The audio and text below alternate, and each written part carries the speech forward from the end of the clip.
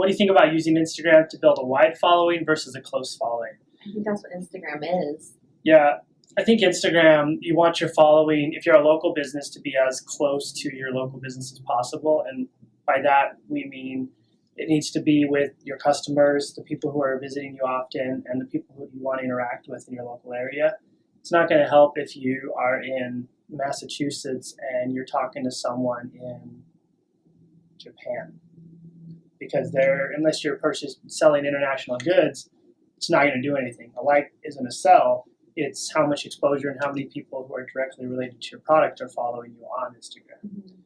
So when you're doing that, I think Instagram's about using relevant hashtags that make sense for your brand.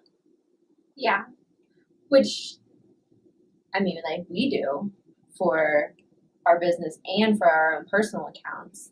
But at the same time, like building a wide following, okay, on your like social account or your personal account, if you are building a following because you are directly tied to something that's bigger than just a local business, then you want to build that following. You want to be an influential, person that people follow, because then that does build a more global or, following that can potentially boost your other, personal brand, or if you're a part of a global network kind of thing.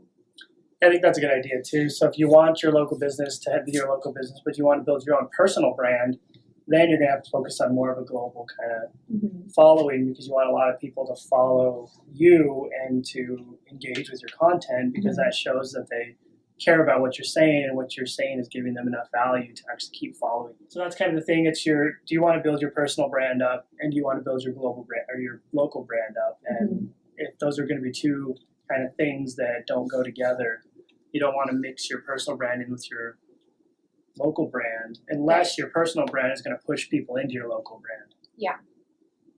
Which it should. If you're a small business owner, you should have a business page and a personal page where you're trying to build maybe not so much a personal brand, but at least build that following of trust on your personal page that can push people into your local business. Yeah, and then people are going to start saying, hey, I want to do whatever it is you do with you. And then you tell them, well, that's great, let's go in, this is what I do. And then all of a sudden your personal brand is pushing people into your local brand. And now you've created a little bit of a funnel. And then when you get so busy, then you train your staff up to a point where they replace you. And as people want to go into your local from your personal, you're not available, but everyone else is. And they're a direct representation of you. Yeah. And that makes sense in the community too. So if you become this big community leader and everybody knows your name, who you are, then you become someone these people want to train with, because they feel like they know an actual person. And people want to know people, right, before they'll kind of go near a business.